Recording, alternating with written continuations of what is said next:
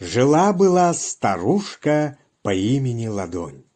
Было у нее 5 сыновей. Большой палец, указательный палец, средний палец, безымянный палец и самый младшенький мизинец. Были они работящими, все у них спорилось, что дом построить, что сено накосить, что дрова заготовить. Мать не могла на них нарадоваться. Но пришла беда.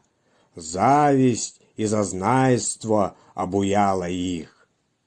Первым стал возмущаться старший сын, Большой палец. «Эх, почему вы такие слабые? Я за 4 работаю, в поте лица тружусь. Видите, какой я сильный, здоровый. Я должен быть главным среди вас!» Тотчас вскочил указательный палец. «Что такое? Почему? Да вы только от меня зависите. Что я укажу, то и делаете».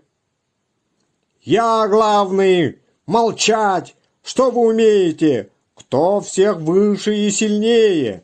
Это я должен командовать!» Заорал средний палец. «Мне стыдно слушать весь этот бред. Да мне даже имя побоялась дать. Настолько я совершенен. Я самый главный здесь», — сказал безымянный палец. «А я всех слабей, глупей, меньше.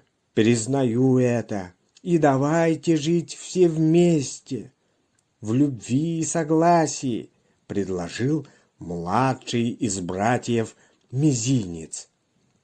«Молчи, захмурышка! Я ухожу, и живите как хотите!» — заявил большой брат. Так разошлись все братья-пальцы. Большой палец решил себе отдельно дом построить. Целый день рубил толстую лиственницу.